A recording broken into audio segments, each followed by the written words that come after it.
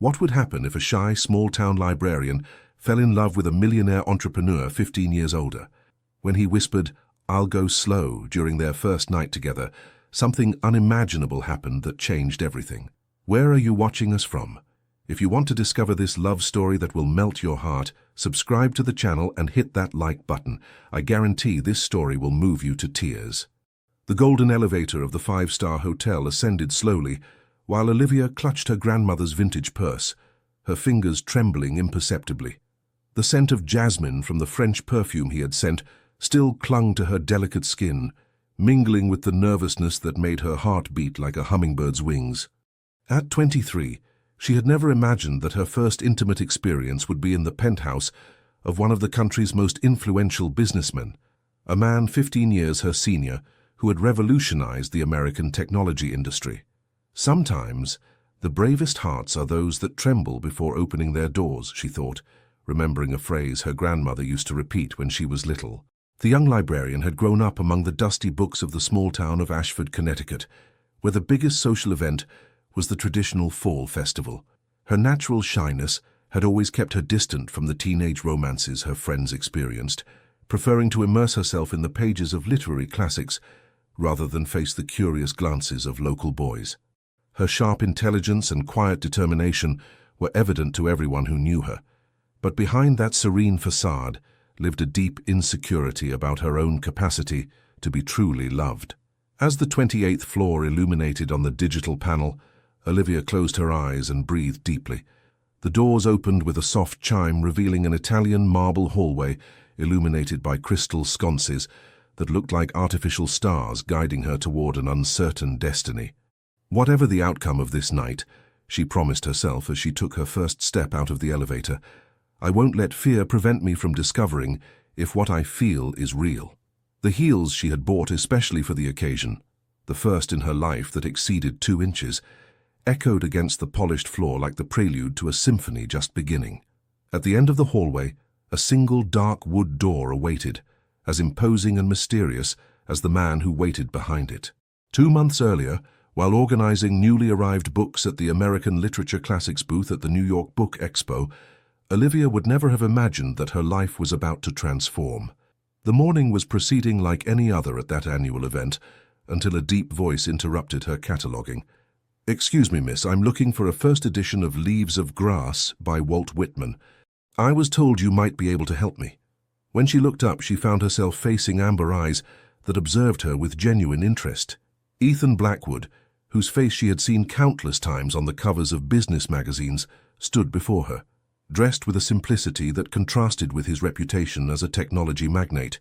His imposing presence filled the small space between the shelves, and Olivia felt the air become denser, more difficult to breathe.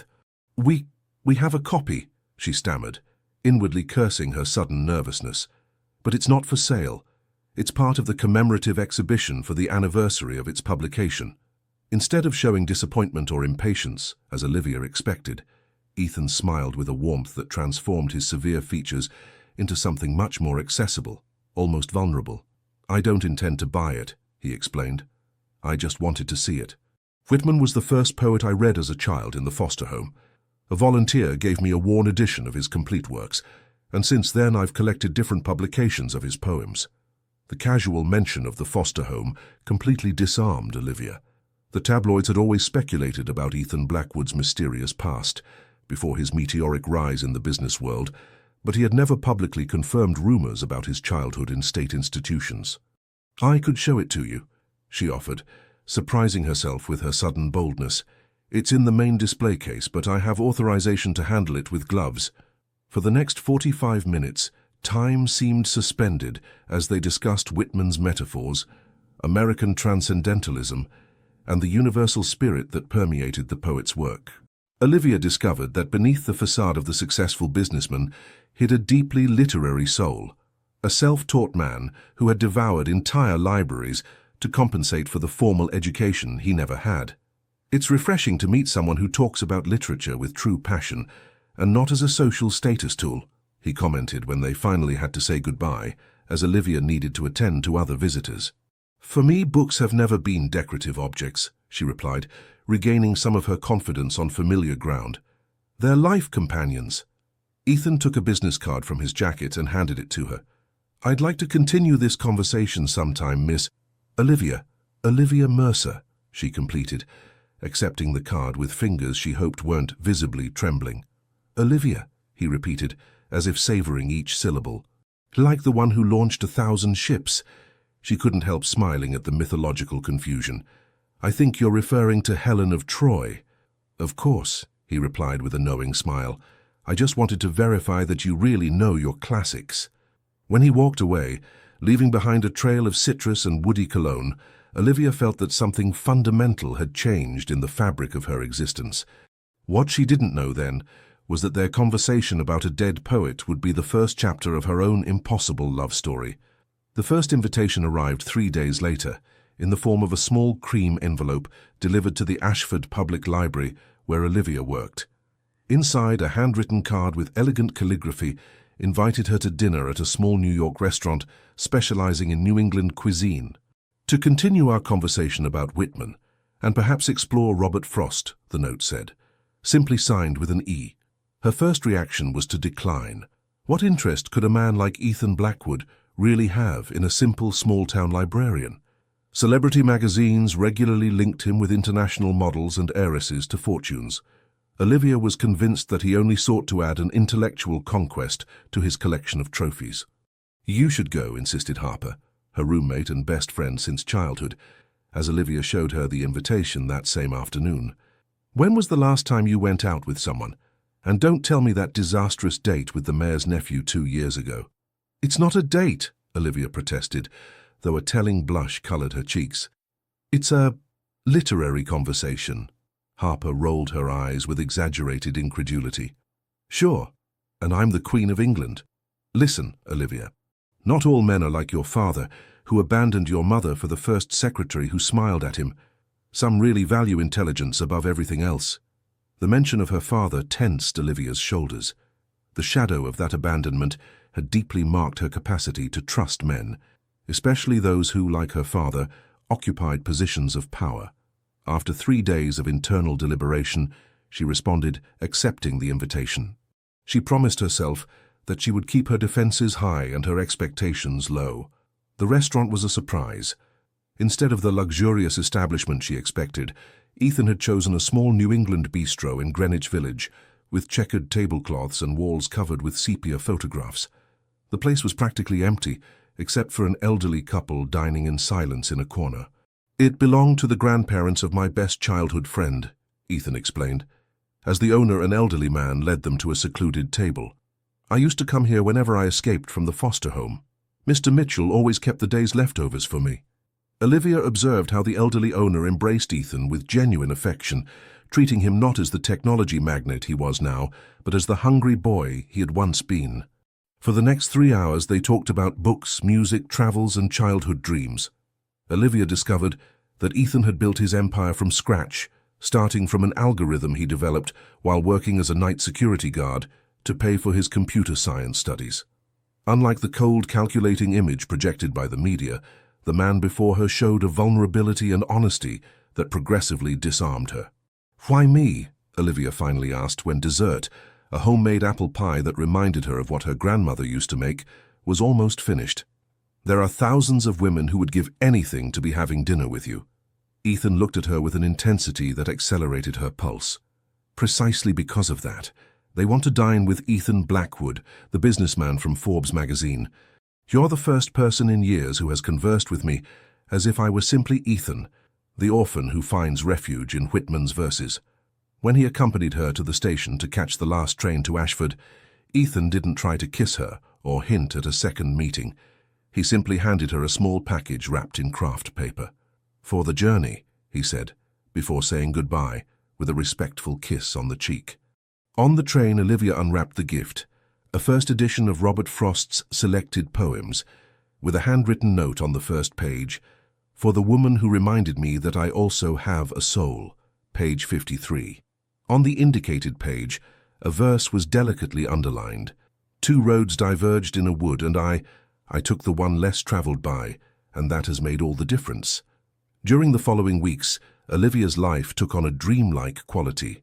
Every Monday, without fail, an arrangement of white orchids, her mother's favorite flowers, a detail she had casually mentioned during dinner, arrived at the municipal library, accompanied by cards with literary quotes that perfectly matched her mood that day. The nightly phone calls became expected rituals. Sometimes they lasted hours, others just minutes when Ethan was immersed in some business crisis. But they never failed. Each new attention from Ethan came accompanied by her mother's voice echoing in her ears. Powerful men only want one thing from women like us. This ambivalence intensified when Harper showed her an article in a gossip magazine speculating about the mysterious woman who was changing the most eligible bachelor in America. The photograph, blurry but recognizable, showed Olivia and Ethan leaving the small independent theater where they had attended an experimental performance of a Tennessee Williams play. They talked about everything and nothing, from the latest novel Olivia had read to the challenges of expanding Blackwood Technologies operations to Europe. However, as their emotional connection deepened, so did Olivia's doubts and fears. "This is becoming too real," Olivia murmured, letting the magazine fall as if it burned. "I don't belong in his world, Harper. Sooner or later he'll realize this and look for someone more suited to his position." "What if the problem is exactly the opposite?" her friend questioned. "What if he's tired precisely of that artificial world and sees in you something authentic that he doesn't find anywhere else?" The answer came that same night, when Ethan called to invite her to spend a weekend at his house in the Sierra Nevada mountains. "Just to talk," he immediately clarified, as if he could feel her tension through the phone. "No pressure or expectations. You can stay in a separate room, and my housekeeper will be there the whole time." Olivia's silence was so dense it was almost palpable. "If it's too soon, I'll understand," he added, with a vulnerability that contrasted with his public image of a relentless man. "It's not that," she finally answered. "It's that I'm afraid, Ethan. Afraid of building castles in the air that will crumble as soon as the novelty of knowing an ordinary girl wears off for you." Ethan's soft laugh surprised her. "Olivia Mercer, you're many things, but ordinary isn't one of them. And as for castles in the airs, perhaps it's time we bring down some of those imaginary bricks and build something real on solid ground, together." That night, while contemplating her bedroom ceiling, Olivia made a decision. She would go to the mountains, not to please Ethan, but to discover if what she felt was strong enough to face the enormous differences that separated them. What she didn't know was that this quiet weekend in the mountains would become the catalyst that would permanently alter the trajectory of their lives. Ethan's house in the mountains turned out to be much more modest than Olivia had imagined. Instead of the ostentatious mansion she expected, she found a traditional stone and wood construction, perfectly integrated into the mountainous landscape, an intimate refuge rather than a status statement. "It belonged to an old professor who took me in when I escaped the system for the third time," Ethan explained, as he showed her the property. "He was the first person who believed I could become something more than a failed institutional statistic. When he passed away without heirs, he stipulated in his will that I would have the first option to buy. It's the only place where I truly feel at peace."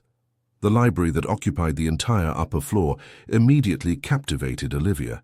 Floor-to-ceiling shelves housed everything from first editions of American classics to technical programming manuals, an eclectic collection that perfectly reflected its owner's duality. As she ran her fingertips over the worn spines, Olivia felt the last barriers of her resistance beginning to crumble. This was the real Ethan, a man whose wealth had not managed to erase the hungry child, yearning for knowledge and affection he once was. "I never bring anyone here," he confessed, watching her from the doorway. "This place is sacred to me." "Why me, then?" asked Olivia, repeating the same question she had posed during their first dinner, but now with a much deeper meaning. Ethan slowly crossed the room until he stood before her. With an almost reverent delicacy, he placed a hand on her cheek. "Because when I look at you, Olivia, I see someone who understands the value of words, of silences, of the spaces we create to protect our true essence. I see someone who isn't dazzled by artificial lights, but who seeks the authentic light that's born from mutual understanding." It was Olivia who took the final step, eliminating the last distance between them.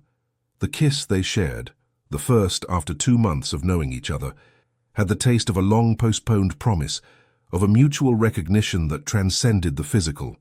That night, as they dined by the fireplace on simple dishes they had prepared together, they made a decision that would alter the course of their lives.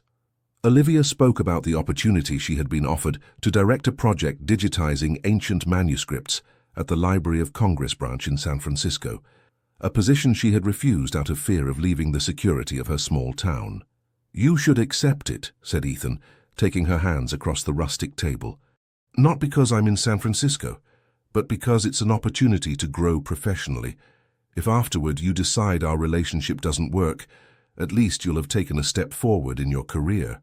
The proposal was so selfless, so contrary to what Olivia expected, that tears came to her eyes. For the first time in her adult life, a man put her needs and aspirations above his own. "I'm afraid," she confessed with a vulnerability she normally hid behind a facade of self-sufficiency, "not just of failing professionally, but of giving myself to this thing growing between us and discovering I'm not enough." Ethan stood up, circled the table, and knelt before her, an unthinkable image for those who only knew the relentless CEO from business magazines.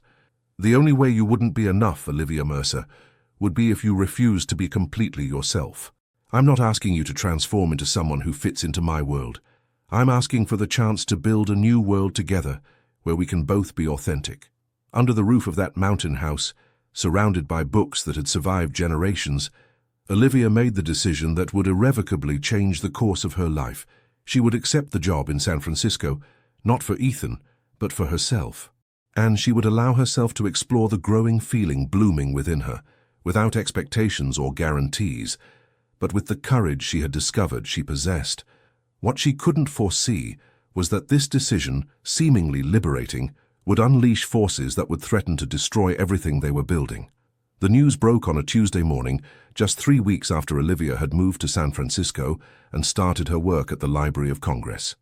The cover of People, the country's best-selling gossip magazine, showed a photograph of her and Ethan kissing on the terrace of a small cafe in North Beach, with a sensationalist headline, "Exclusive, the librarian who conquered America's most eligible bachelor."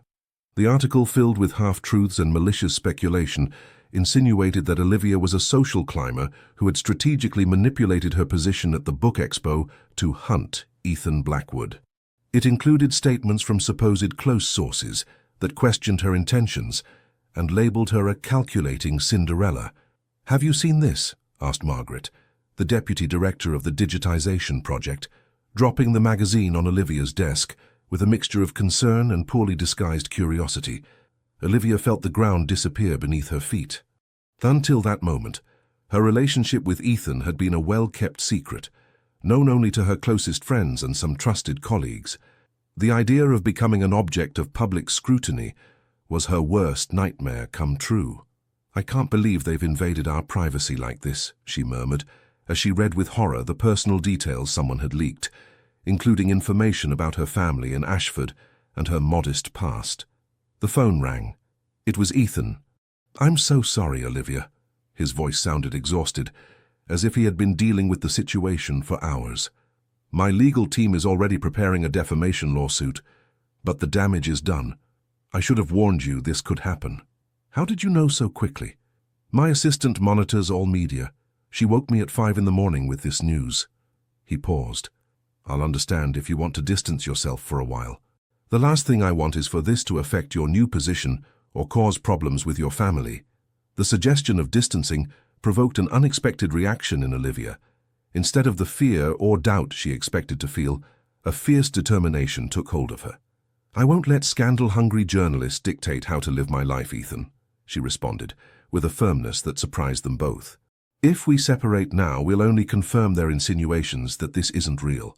The rest of the day unfolded like a surreal nightmare. The phones wouldn't stop ringing.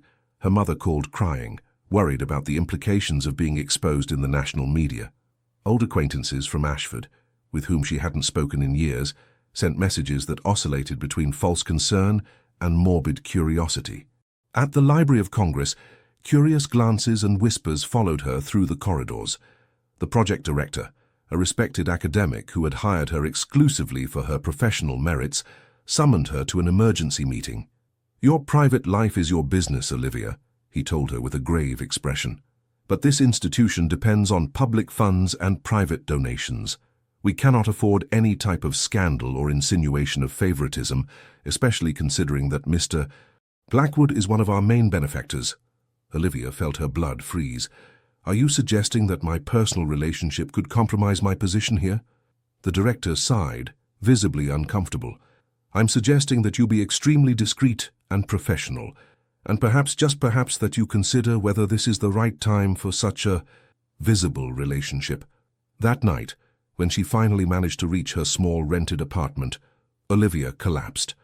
The tears she had contained all day now flowed freely as she contemplated the consequences of having fallen in love with the wrong man, or rather, with the right man, in the most complicated circumstances possible. The doorbell rang, startling her. Opening the door, she found Ethan soaked by the rain falling on San Francisco, with a devastated expression. "I couldn't let you go through this alone," he said simply. It was then that Olivia understood they had reached a point of no return. The decision they made that night would define not just their relationship, but also the type of people they chose to be in the face of adversity. "Come in," she responded, opening not just the door to her apartment but also to her heart.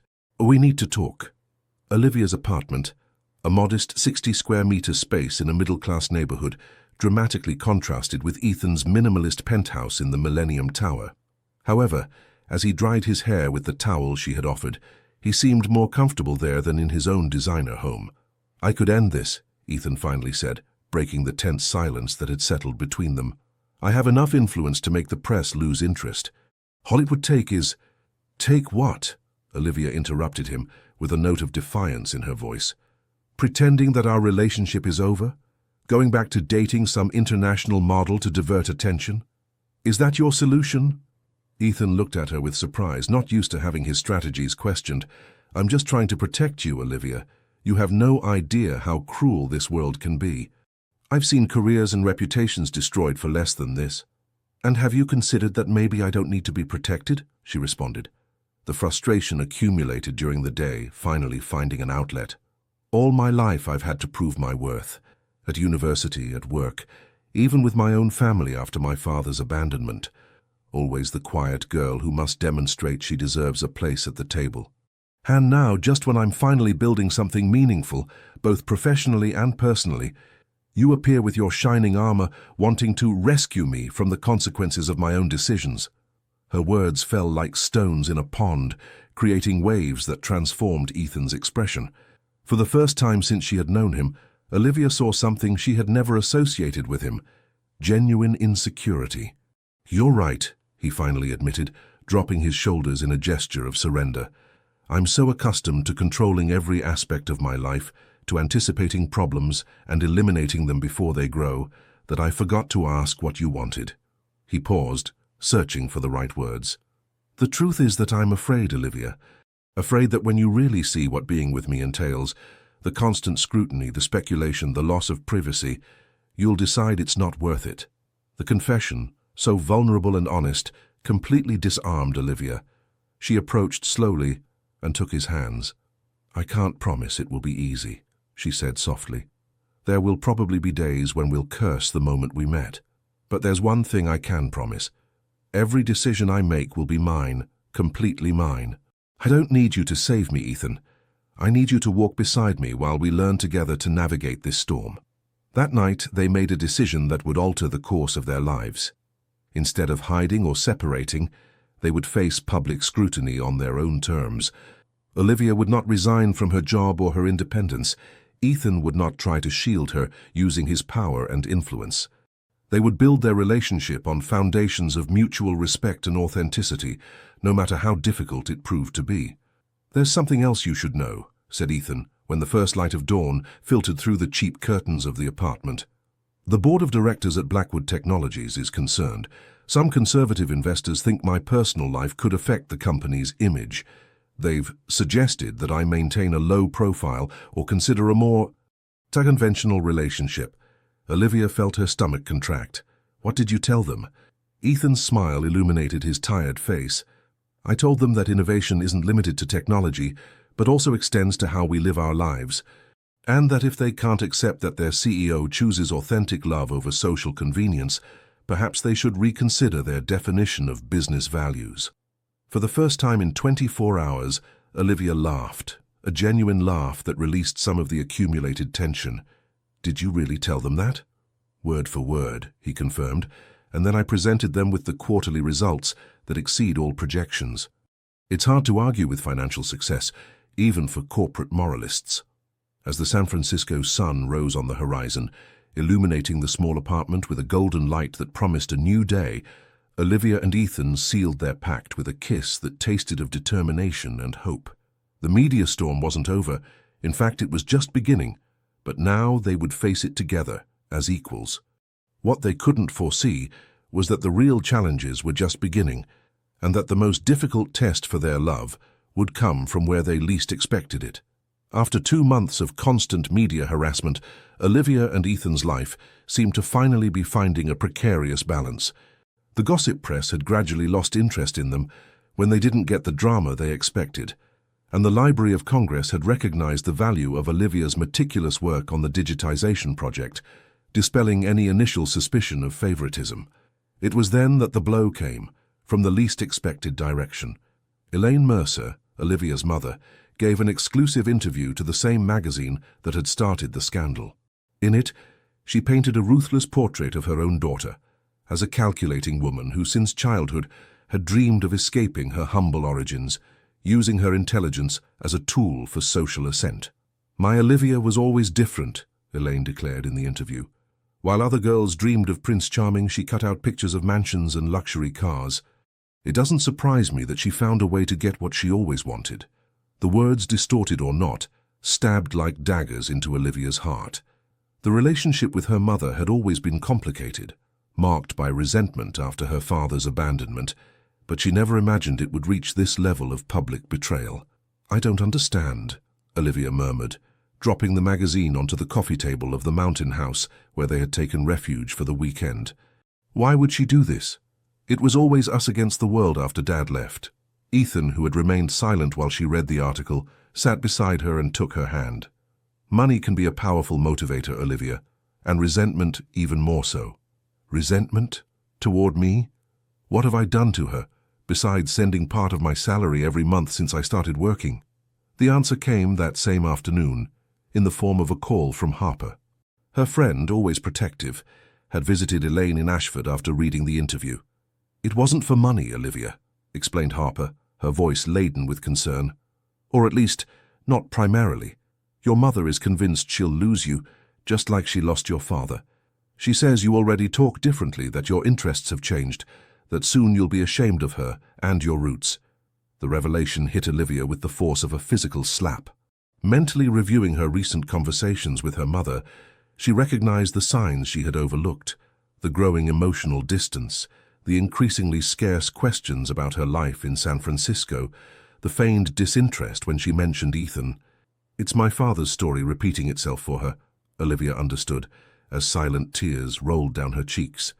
"He changed too when he was promoted at his company, started to be ashamed of our small apartment, of my mother's manners, until he finally found someone who better matched his new image." Ethan, who had listened to the conversation on speakerphone, waited until Olivia finished the call before speaking. "What do you want to do?" he asked simply, without offering solutions or strategies, respecting her emotional autonomy as he had promised. Olivia approached the window, contemplating the mountainous landscape that normally calmed her. This time, not even the natural beauty could soothe the storm raging within her. "I don't know," she finally admitted. "Part of me wants to call her, to scream at her for this betrayal. Another part understands her fear and wants to reassure her. And a third part, the one that scares me most, wants to simply cut all ties and move forward without looking back." "All those reactions are valid," Ethan responded, maintaining a prudent distance, instinctively understanding that she needed space. "And none defines who you really are, Olivia. They just reflect the pain you're feeling right now." It was this respect for her process, this absence of pressure to act in a certain way, that finally broke Olivia's last reserves. The crying she had contained for weeks, not just for her mother's betrayal, but for all the pressure accumulated since their relationship became public, emerged as an uncontrollable torrent. Ethan held her as she fell apart, without trying to minimize her pain with empty promises or quick solutions. He was simply there, present and solid, an anchor amid the emotional storm. Hours later, when the sun began to set behind the mountains, tinging the sky orange and purple, Olivia finally spoke. "I want to see her," she decided, her voice hoarse from crying but firm in her determination.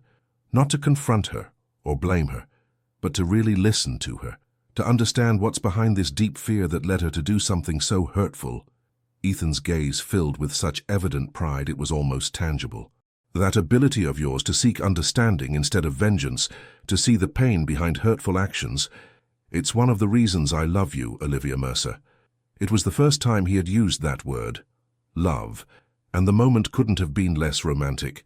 She, with swollen eyes and a red nose, surrounded by used tissues in the midst of a family crisis. However, for both of them, the declaration had a specific weight precisely because of the context in which it was produced. It wasn't a love of sunny days and perfect moments, but one forged in adversity and rooted in mutual respect. "I love you too," she responded, surprised by how easily the words flowed. "And it's terrifying. Fear and love have always been traveling companions," Ethan reflected, "perhaps because both require us to dare to be vulnerable." As darkness gradually enveloped the mountain house, Olivia understood she had reached a vital crossroads. Her mother's betrayal, painful as it was, also represented an opportunity to define what kind of woman she wanted to be, one who repeated patterns of resentment and distrust, or one who chose understanding and forgiveness, without thereby renouncing her own boundaries and dignity. The decision she made would not only affect her family relationship, but would also define the future she was building with Ethan. A future that, at that precise moment, seemed simultaneously more fragile and more promising than ever. The small two-bedroom apartment in Ashford, where Olivia had grown up, seemed to have shrunk since the last time she visited. Or perhaps it was she who had changed, expanding beyond the limits that once defined her existence. Elaine Mercer opened the door with a cautious expression, as if expecting to find a stranger instead of her only daughter. The hug they shared was brief and tense, so different from the prolonged embraces they used to give each other, even during their worst disagreements. "You've lost weight," was the first thing Elaine said, leading Olivia to the small living room where the television murmured at low volume. "Aren't you eating well in San Francisco?" The question, seemingly trivial, contained all the layers of concern and reproach that characterized their relationship. Olivia breathed deeply, remembering her purpose, to understand, not accuse. "I'm eating better than ever, Mom," she responded calmly. "Ethan is a surprisingly good cook." The mention of the name provoked a visible tension in Elaine's shoulders. She sat in her favorite armchair, an old worn seat that had been the throne from which she governed the modest kingdom of her home for the past 2 decades. "I suppose you've come because of the interview," she finally said, looking at her own hands instead of at her daughter. "I didn't expect them to publish it in full. They assured me they would only take a few quotes about what you were like as a child." "We both know that's not true, Mum," Olivia responded, maintaining a soft but firm tone. "The question is why you agreed to talk to them in the first place."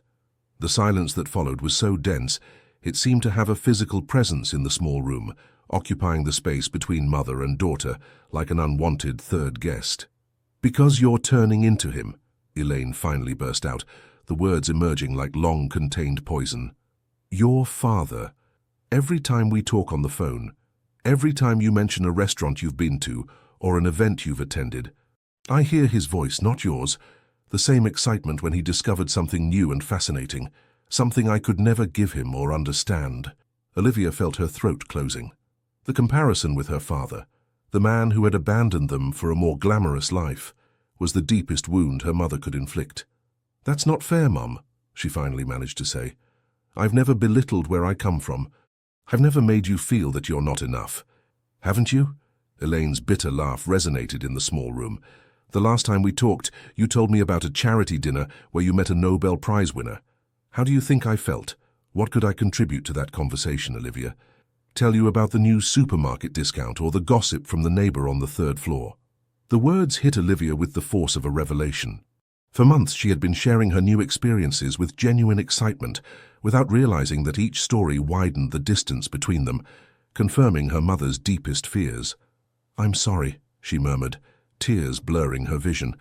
"I never meant to make you feel excluded or less important. I just wanted to share my life with you." "Your new life," Elaine corrected, but the poison had begun to dilute in her voice, replaced by a resigned sadness. "A life where I no longer fit in, Olivia. A life where sooner or later you'll be ashamed to introduce your mother, the supermarket cashier who didn't finish high school, to your new intellectual and sophisticated friends." Olivia knelt before her mother's armchair and took her rough hands, marked by years of hard work and sacrifice. "Listen to me, Mom. Never, ever will I be ashamed of you. You're the woman who worked double shifts so I could study, the one who read me stories even when exhausted, the one who taught me that dignity has no price." She paused, searching for the right words. "If I've changed, it's not because I want to forget where I come from, but because I want to honor everything you sacrificed so I could get here." Something broke in Elaine's expression, like a wall finally yielding under constant pressure. The tears she had contained for months, perhaps years, began to flow freely. "I'm so afraid of losing you," she confessed, her voice barely a whisper, "that one day you'll look back and find nothing valuable in this simple life we shared." "Oh, Mom!" Olivia embraced her tightly, feeling how her own tears mingled with her mother's. "The value was never in material things. It was in how you taught me to be strong, to not conform, to fight for my dreams. And that essence is something I'll carry with me always, no matter where I live or with whom I share my life." During the following hours, mother and daughter spoke with an honesty they hadn't shared in years. Olivia truly listened to Elaine's fears, without minimizing or dismissing them as irrational. Elaine, in turn, made a conscious effort to see her daughter as the adult woman she had become, not as an extension of her own hopes and fears. When Olivia finally prepared to return to San Francisco, the atmosphere between them had changed. Not all problems were resolved. Some wounds were too deep to heal in a single conversation, but they had begun the difficult path toward a more authentic and equitable relationship. "I'd like you to really meet Ethan," Olivia said at the door. "Not the businessman from the magazines, but the man who reads poetry aloud when he thinks no one is listening. The one who makes sourdough bread on Sundays because he knows it reminds me of yours." Elaine nodded, a small but significant gesture. Perhaps you could come to dinner next time. Here, at home. Nothing fancy, just a family meal." It was an olive branch offered timidly but sincerely. Olivia accepted it with her heart full of cautious hope. As the train carried her back to San Francisco and Ethan, Olivia reflected on how the most important relationships in our lives are often mirrors that reflect our deepest fears and highest aspirations. Her mother had seen in her the ghost of a past abandonment. She, in turn, had projected onto Ethan her own insecurities about not being enough. True freedom, she understood, as the New England countryside paraded past the window, didn't consist of breaking these mirrors, but in learning to see the reflections for what they really were. Distortions born of love and fear, the two most powerful forces that drive the human heart. The conference room on the 32nd floor of the Millennium Tower vibrated with barely contained tension. Around the polished walnut table, 12 faces observed Ethan with expressions that oscillated between genuine concern and cold calculation. The quarterly report projected on the screen showed numbers that, for the first time in the company's history, didn't meet growth expectations. "The data is clear," declared Nathan Sullivan, the financial director and Ethan's oldest friend. "The media controversy is affecting our corporate image.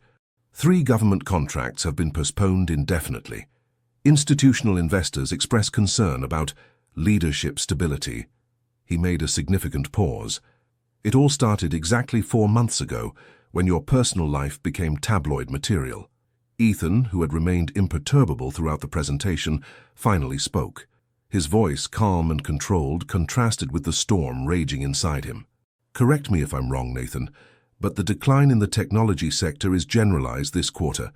Microsoft, Google, and Apple have also reported results below expectations." "That's true," intervened Cassidy Bennett, the newly appointed marketing director, "but our decline is disproportionate compared to our direct competitors.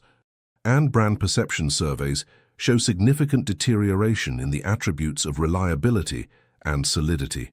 Warren Hargrove, The oldest member of the board and Ethan's mentor since his beginnings, cleared his throat before delivering the final blow. "We've drafted a proposal for managing this situation," he said, sliding a black folder toward Ethan. "The Public Relations Department has designed a strategy that includes a temporary public distancing from Miss Mercer, followed by an announced separation by mutual agreement. Simultaneously, we'll increase your visibility at corporate and charitable events, restoring your image as a leader focused exclusively on innovation and business growth." Ethan opened the folder and examined its contents with an impassive expression. Each page meticulously detailed how to dismantle his relationship with Olivia, as if it were simply another corporate project requiring strategic management. "And if I refuse?" he finally asked, closing the folder with a deliberately slow movement. The silence that followed was dense, loaded with unverbalized implications. "Nobody is talking about ultimatums, Ethan," Warren responded, his conciliatory tone contradicted by the cold calculation in his eyes. "Just about what's best for the company you built from scratch, the company that has changed the lives of everyone present in this room. I'm going to ask a very simple question," said Ethan, standing up and placing both hands on the table. "Has any of you really met Olivia? Have you talked with her beyond polite greetings at some event?" The evasive glances answered for themselves. "I thought so." Ethan began to walk slowly around the table, his voice acquiring the intensity he normally reserved for revolutionary product presentations. "The woman you want me to eliminate from my life is the same one who identified a critical flaw in our natural language processing algorithm when none of our engineers could do it. The same one who suggested adaptations to our interface for visually impaired people, tripling our accessibility and opening a completely new market. The same one who has been quietly working with our social responsibility team to develop digital literacy programs in rural areas." He stopped behind Warren's chair, placing a hand on his mentor's shoulder. "Do you know why I never told you about these contributions? Because Olivia specifically asked me not to. She didn't want her personal relationship with me to influence the professional perception of her ideas." He returned to his place at the head of the table and looked directly at each board member. "I perfectly understand the concern about quarterly results. I share it. But if you believe that sacrificing my personal integrity and betraying the woman I love will magically restore investor confidence, then you haven't learned anything about what really builds a solid company in the long term." He took the black folder and, with a deliberate gesture, threw it in the trash bin beside his chair. "I've prepared an alternative presentation," he continued, activating his tablet. On the screen appeared a new set of graphs and projections. "A comprehensive plan to restructure our market strategy, focused on transparency, ethical innovation, and sustainability, values that, coincidentally, Olivia has been advocating since I met her." For the next hour, Ethan presented such a convincing vision of the company's future that even the most skeptical began to nod with cautious approval. He didn't mention his personal life or the implicit ultimatum again, but the message was clear. Blackwood Technologies could adapt and prosper without compromising its founders' principles. When the meeting finally ended, Warren remained in the room while the others left. "It was impressive," the old man admitted, studying Ethan with a mixture of pride and concern. "But you know you've only bought time, right? If the numbers don't improve next quarter, not even I will be able to protect you." Ethan approached the panoramic window from where he could see much of San Francisco, including the Library of Congress building where Olivia worked. "I never asked you to protect me, Warren. I asked you to trust my judgment as you have for the past 15 years. And I do," the mentor responded, standing beside him. "But I also know this world better than you. I've seen brilliant geniuses lose everything for not knowing how to separate emotion from business. Perhaps that's precisely the problem," Ethan reflected. "We've built a business world so disconnected from humanity that we consider love and loyalty as weaknesses instead of strengths." Warren sighed, suddenly seeming every one of his 72 years. "I just want to protect your legacy, son. Everything you've built.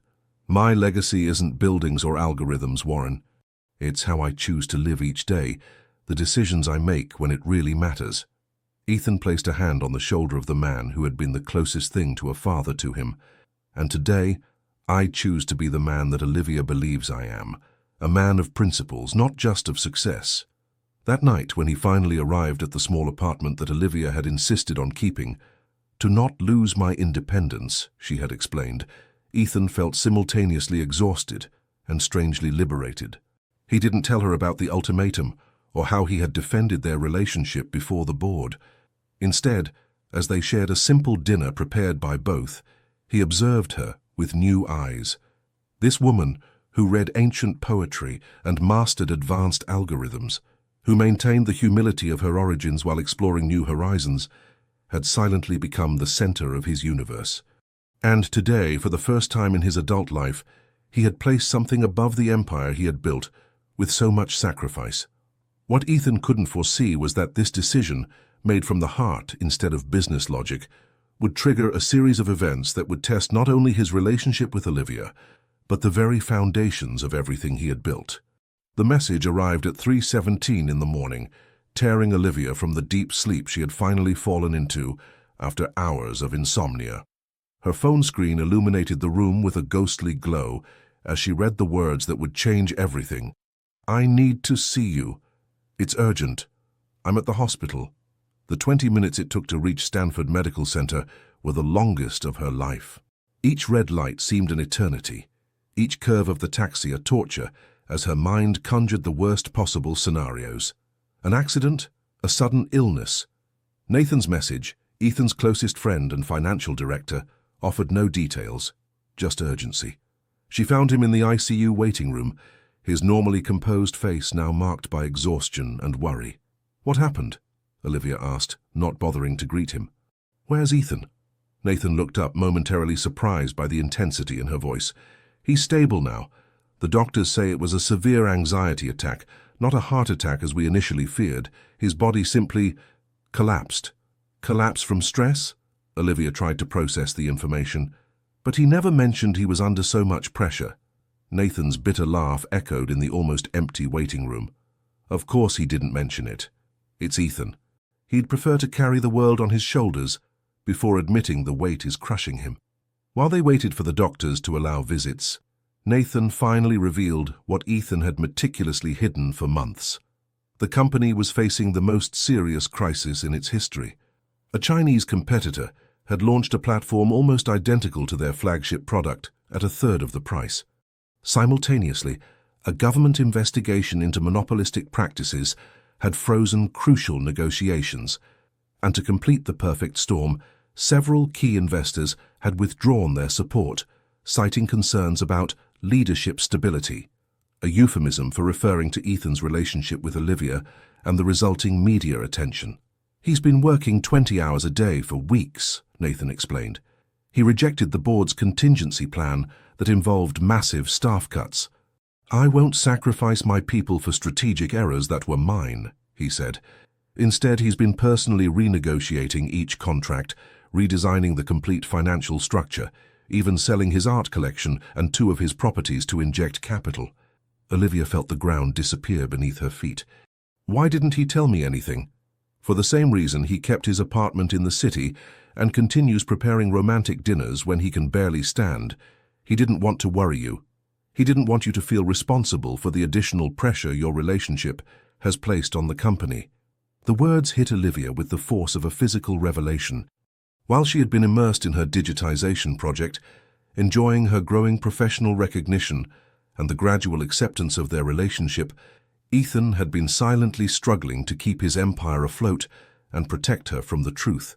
When she finally could see him, the image of Ethan connected to cardiac monitors, his normally vibrant face now pale and gaunt, provoked an almost unbearable pain in her chest. She approached slowly, taking his hand between hers. "Hey," he murmured, opening his eyes with evident effort. "Sorry to have scared you." "You should be," she responded, trying to make her voice sound firm despite the tears threatening to spill. "How could you hide something like this from me?" A weak smile curved Ethan's lips. "Has Nathan been talking too much?" "Not enough, apparently. I had to learn from him that you're selling your properties and working yourself to collapse." Ethan closed his eyes briefly. "I didn't want you to carry my problems. Your career is finally taking off. Your relationship with your mother is healing. It seemed selfish to drag you into my chaos." "Selfish?" The indignation in Olivia's voice was palpable. What was selfish was excluding me from decisions that affect us both. What was selfish was assuming I wouldn't be strong enough to face this with you. A dense silence settled between them, interrupted only by the rhythmic beeping of the monitors. "You're right," Ethan finally admitted. "I wanted to protect you, but in reality I was protecting myself. I was afraid that seeing how fragile everything I've built is, you would see me differently. That the man you admired would disappear, along with his success." Olivia leaned down and pressed her forehead against his, her voice barely a whisper. "The man I love isn't your bank account or your position on the Forbes list. It's the boy who found refuge in Whitman's poetry. The one who makes sourdough bread on Sundays, because it reminds me of my childhood. The one who looks at the stars with the same wonder as when he observed them from the foster home yard." The tears that Ethan had contained for months, perhaps years, finally found release, rolling silently down his cheeks. "I could lose everything, Olivia, everything I've built over 20 years. Then we'll rebuild together," she responded, with a certainty that surprised them both. "Or we'll build something completely new, but we'll do it together as equals. No more secrets, no more solitary burdens." That night, sitting beside the hospital bed while Ethan finally rested under the effect of mild sedatives, Olivia made a decision that would alter the course of their lives. She took her tablet and began writing frantically, developing an idea that had been gestating in her mind for months, without her being fully aware of its potential. What had begun as a side project to improve the algorithms for recognizing historical texts at the Library of Congress could be the key to saving not just Ethan's company, but to transforming it into something even more valuable and meaningful. When dawn began to filter through the hospital blinds, Olivia had a plan that would require both of them to reevaluate who they were and what they really wanted to build together, not just as a couple, but as partners in the broadest sense of the word. What neither of them could foresee was that this crisis, which seemed the lowest point of their relationship, would become the catalyst for their greatest shared triumph. The conference room at Stanford Medical Center wasn't designed for business presentations. The plastic chairs, fluorescent lighting, and worn table dramatically contrasted with the elegant facilities of the Millennium Tower, where decisions affecting millions of dollars were normally made. However, it was precisely this unusual setting that Olivia needed for her presentation. Before her, visibly uncomfortable in the hospital environment, were Nathan Sullivan, Cassidy Bennett, and Warren Hargrove, the core leadership of Blackwood Technologies. Ethan, still connected to a portable heart monitor but dressed in normal clothes, occupied the chair by the door, following Olivia's strict instructions not to intervene until she completed her presentation. "Thank you for coming on such short notice," Olivia began, surprising everyone with her professional and confident tone, so different from the image of the shy librarian they had constructed of her. "I know the situation is critical, and time is a luxury we can't afford." She connected her tablet to the old projector, revealing a presentation titled Phoenix Project, Digital Rebirth. During the past 6 months, while working on the digitization project at the Library of Congress, I developed an algorithm specialized in recognizing and contextualizing historical texts, she continued, advancing to a slide that showed complex flow diagrams. "Initially, it was just a tool to facilitate my work with difficult-to-decipher manuscripts. But I discovered something fascinating.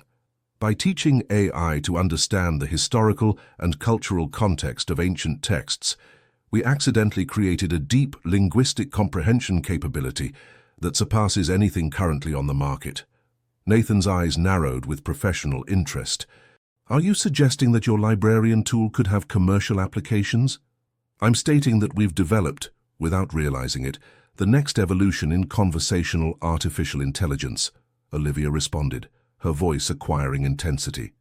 "An AI that doesn't just process language, but understands cultural contexts, historical nuances, and regional sensitivities. An AI that can read between the lines, grasp ironies, and adapt to dialectal differences." For the next hour, Olivia presented comparative data, potential use cases, and financial projections she had prepared during the long hospital vigil hours.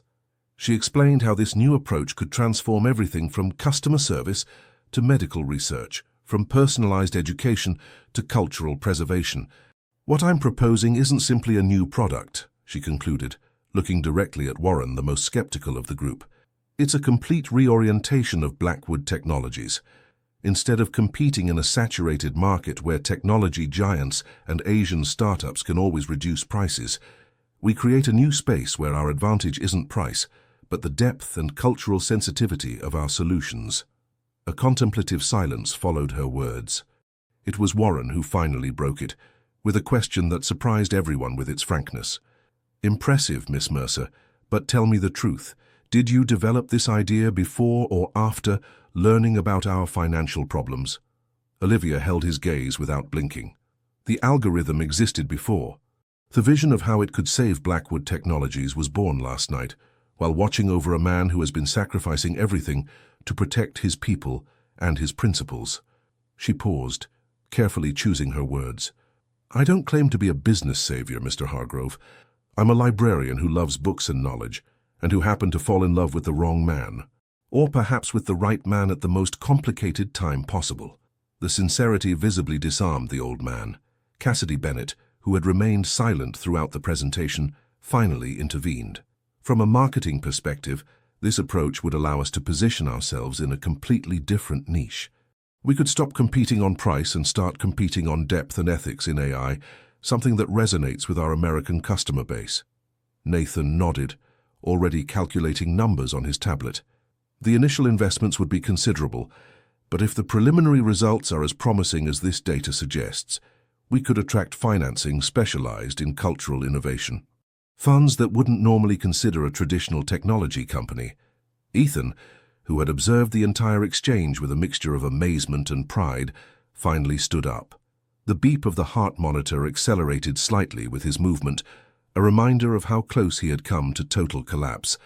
"What Olivia is proposing isn't just a business lifeline," he said, his voice stronger than it had been in days. "It's a return to the foundational principles of Blackwood Technologies. When I created this company, it wasn't just to generate profits, but to democratize access to knowledge. At some point along the way, we lost sight of that mission in the race for growth and global expansion." He approached Olivia and, in a gesture that surprised everyone present, publicly took her hand for the first time in front of the leadership team. "What we have here is a unique opportunity to save the company while rediscovering its soul. And all thanks to a librarian from Ashford, who reminded us that true innovation isn't about doing things faster or cheaper, but about doing them with greater depth and meaning." The meeting concluded with a cautiously optimistic consensus. The Phoenix project would receive immediate resources for its accelerated development, with Olivia leading a joint team of Library of Congress specialists and Blackwood Technologies programmers. When they were finally alone in the small room, Ethan looked at Olivia with such evident admiration, it was almost tangible. "I always knew you were extraordinary," he said, gently caressing her cheek. "But today you were simply dazzling." Olivia pressed her forehead against his, exhausted but strangely energized.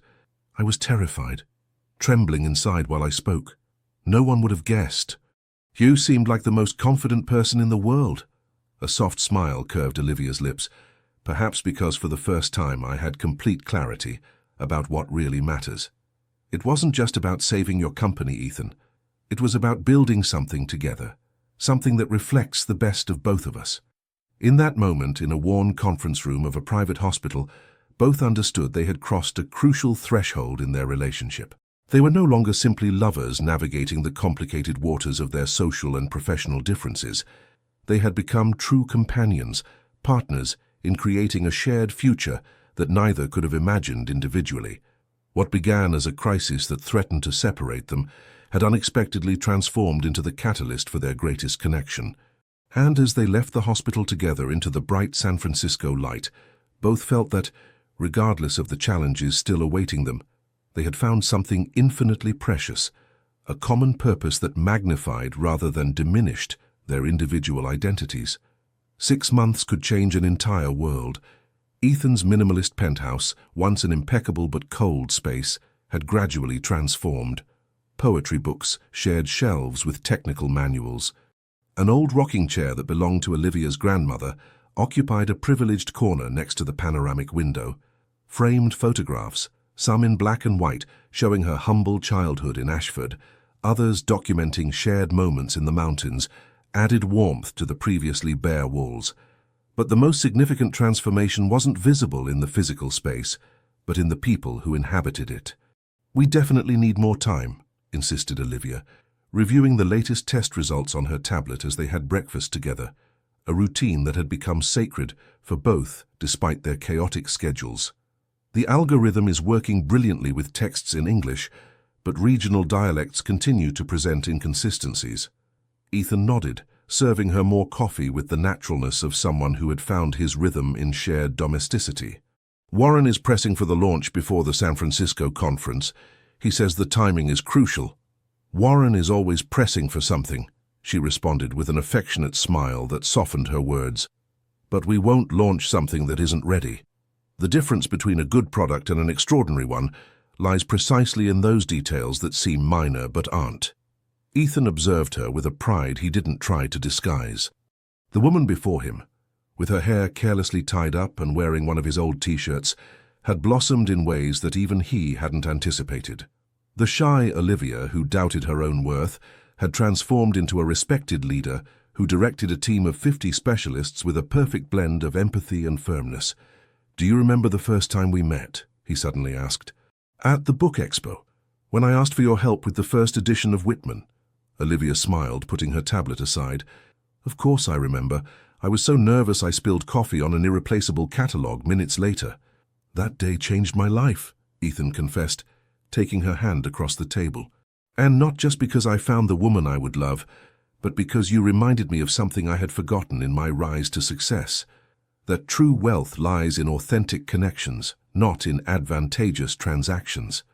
"And you taught me that loving someone doesn't mean losing my identity," she responded, intertwining her fingers with his. "That I can be your companion and still be completely myself." The doorbell interrupted the moment. It was Nathan, arriving earlier than agreed for the final meeting before presenting the project to potential new investors. His normally stoic expression showed unusual excitement. "Have you seen the news?" he asked, barely crossing the threshold. Without waiting for a response, he projected an article from his phone onto the main screen of the apartment. The Wall Street Journal headline shone in bold characters: "American tech giant offers $2.3 billion for Chinese-American AI cultural startup." "It seems our Chinese competitors weren't simply copying our previous technology," Nathan explained, his voice accelerated by adrenaline. "They were trying to develop something similar to our Phoenix project, with much less success apparently, but enough to attract Silicon Valley's attention." "How much time do we have before the news becomes official?" Ethan asked, instantly in strategic mode. 48 hours, according to my sources. They're closing the final legal details." "Time enough," murmured Olivia, surprising both men with her calculated calm. "Nathan, I need you to gather the creative and legal team immediately. Ethan, call Warren and Cassidy. It's time to advance our plans." The next 40 hours were a whirlwind of frantic activity. The complete team worked tirelessly, finalizing demos, polishing presentations, reviewing contracts. What was originally scheduled as a discreet launch in 3 weeks transformed into a bold strategy to capture global attention, just when the market would be most receptive to innovations in cultural AI. At 9 a.m. on the second day, while the executive team of Blackwood Technologies officially presented Aurora, the new culturally contextualized AI system developed by Olivia, to a select group of journalists and investors, the news of their competitor's billion-dollar acquisition became public. The contrast couldn't have been more dramatic or more favorable. While international headlines debated the implications of growing concentration of power in American technology giants, Blackwood Technologies positioned itself as the champion of digital sovereignty and cultural diversity in the artificial intelligence space. "We're not looking to be acquired," Ethan declared before the cameras, with Olivia discreetly by his side. "We're building something that transcends the traditional model of technological success." Aurora isn't just a product. It's a commitment to the preservation and enrichment of linguistic and cultural diversity in the digital age. The response was immediate and overwhelming. Investors specialized in cultural technologies, foundations dedicated to heritage preservation, and educational institutions from across the country expressed interest in being part of the ecosystem they were creating. In 24 hours, the estimated market value of Blackwood Technologies doubled. That night, while San Francisco celebrated the 4th of July with fireworks illuminating the night sky, Ethan and Olivia found a moment of quiet on the penthouse terrace. Embraced before the luminous spectacle, both felt a reverent awe at the path they had traveled together. "Do you know what's most extraordinary about all this?" reflected Olivia, leaning against Ethan's chest as they contemplated the city. "That neither of us could have achieved it individually. We needed precisely this improbable collision between our worlds to create something truly new." Ethan gently kissed her temple, inhaling the familiar scent of jasmine from her perfume, the same she had worn the first night they spent together, now converted into her personal signature. "That's the most accurate definition of love I've ever heard," he murmured against her hair. "It's not fusion or sacrifice, but catalysis. Two distinct elements that, upon meeting, produce something greater than the sum of their parts." In that moment of crystalline clarity, under a San Francisco sky illuminated by artificial and real stars, Ethan made a decision. It wouldn't be a grandiloquent gesture or a public declaration. It would be something intimate and deeply personal, like the love they had carefully built against all odds. What he didn't know was that Olivia had also made a decision that night, one that would change once again the trajectory of their intertwined lives. The small stone house on the outskirts of Ashford gleamed under the early summer sun. Wildflowers dotted the dirt path that led to the wooden door, hand-carved by local artisans. In the distance, the rolling hills that had made the New England town famous cut against the intense blue sky, eternal witnesses to human stories that came and went. It was a modest property compared to the possessions Ethan had accumulated in his years of success, but it represented something infinitely more valuable, a point of balance between two worlds that had learned to coexist in harmony. In the backyard, under a white tent gently undulating in the breeze, 30 chairs arranged in a semicircle surrounded a small, improvised altar. There would be no press or corporate guests, only family and close friends. The wedding that many expected would be the social event of the year in San Francisco had transformed into an intimate celebration in the place where everything began and ended for Olivia, her homeland. Elaine Mercer, dressed in a light blue suit they had chosen together during a shopping weekend in San Francisco, obsessively arranged the table centerpieces made with lavender and rosemary from the garden. The reconciliation with her daughter had been gradual and sometimes painful, but genuine. Today she moved about the property with the confidence of someone who had finally found her place in a story she once feared would exclude her. In the main bedroom, Olivia contemplated her reflection in the antique mirror that had belonged to her grandmother. The dress, designed by an emerging creator she had discovered at an artisan fair, combined the simplicity of lines she had always preferred with embroidered details that evoked pages of ancient books. No princess lace or excessive shine, it was a dress that spoke of who she really was. Harper, her lifelong friend and maid of honor, adjusted the final details of the simple hairstyle they had chosen, her hair partially pinned up with small wildflowers intertwined. "Who would have imagined when I dragged you to those college parties you never wanted to attend, that you would end up getting married before me?" Harper joked, trying to ease her friend's evident nerves. "I certainly wouldn't have bet on it," Olivia responded with a trembling smile. "Sometimes it still seems unreal, as if I were living someone else's life." "No," Harper corrected her firmly, turning her to look directly into her eyes. "You're living precisely your life, Olivia. The one you were always destined to have when you found the courage to fully claim it." A soft knock on the door interrupted the moment. It was Warren Hargrove, Ethan's mentor, who had unexpectedly assumed the paternal role for both of them. "May I come in?" he asked, his usual formality softened by the emotion of the day. Olivia nodded, surprised by the presence of the man who had initially been the most skeptical about their relationship and who had now become an invaluable ally. "You're radiant," said Warren, his normally calculating eyes now bright with contained emotion. "I come with a message from Ethan, though I'm technically breaking tradition." He extracted a small package from his jacket and handed it to her.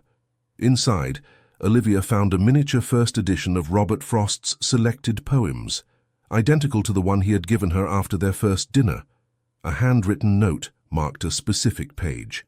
"2 years ago, I gave you these same verses when we were just beginning our path. Today, as we prepare to formalize what our hearts have known since that first conversation about Whitman, I want to remind you that you continue to be the poetry that transformed the ordered but empty prose of my existence. I await you where the paths meet. With infinite love, E. The tears that Olivia had stoically contained all morning finally found release. They were tears that contained fragments of every trial overcome, every obstacle conquered, every moment of doubt transformed into certainty. "Tell him I'm coming," she responded, wiping her cheeks with determination. "Tell him I'm ready to begin the next chapter." The ceremony was as authentic as the relationship it celebrated. Ethan, dressed in a navy blue suit that complemented his personality without unnecessary ostentation, waited beside the justice of the peace who would officiate the civil union. His eyes, when they finally saw Olivia approaching on Warren's arm, expressed such pure emotion that even the most reserved guests felt a lump in their throat. The vows, written by each in secret, revealed the profound transformation both had experienced. Ethan spoke of how Olivia had taught him that true strength resides in shared vulnerability, not in isolated invulnerability. She in turn described how he had shown her that loving authentically doesn't require diminishing oneself, but expanding to embrace previously unimaginable possibilities. When the justice finally declared them husband and wife, the kiss they shared was both an ending and a beginning, the closing of a cycle of searching and the start of a joint journey toward territories yet to be discovered. The celebration that followed perfectly reflected the fusion of worlds they had managed to build. Traditional New England dishes prepared by Olivia's mother shared space with innovative culinary creations. Classical American music alternated with contemporary rhythms. Conversations about literature and algorithms flowed with equal naturalness among guests from diverse origins. As evening fell, while the last rays of sun bathed the property in a golden glow, Ethan discreetly guided Olivia to a small promontory from where they could appreciate the entire extent of the valley. "I have something to show you," he said, pointing to a specific spot in the distance. "Do you see that stretch of land next to the river?" Olivia nodded, intrigued. "It's ours, or rather it will be the home of the Mercer Blackwood Foundation for Digital Cultural Preservation." He extracted preliminary plans for a research and education center from his pocket. "It will combine the most technologically advanced library in America with a residency program for researchers, cultural preservers, and ethical AI developers. A place where our two worlds not only coexist, but mutually enhance each other." Olivia contemplated the plans, overwhelmed by the magnitude of the vision they represented. It wasn't simply a wedding gift, it was the physical materialization of everything they had built together during 2 years of love, challenge, crisis, and rebirth. "It's perfect," she murmured, resting her head on Ethan's shoulder as they observed the land that would soon transform into the concretization of their shared legacy. A bridge between past and future, between the tangible and the digital, between my world and yours, between the world we were and the one we've created together, he gently corrected. As the sun finally descended behind the hills, bathing the landscape in purple tones, Olivia recalled that first night in the golden elevator, ascending with racing heart toward an uncertain future. Who would have imagined then that the true luxury wouldn't be in the penthouse or the panoramic views, but in the freedom to be fully herself while building something meaningful with the person she loved? "What are you thinking about?" Ethan asked, noticing her contemplative look. Olivia smiled, intertwining her fingers with those of her now husband. "About how sometimes destiny leads us exactly where we need to be, even if it's along paths we would never have consciously chosen." They slowly returned to the celebration, where friends and family awaited them to continue celebrating not just a personal union, but the birth of something that transcended them both, a shared vision that honored both roots and wings, both tradition and innovation, both heart and mind.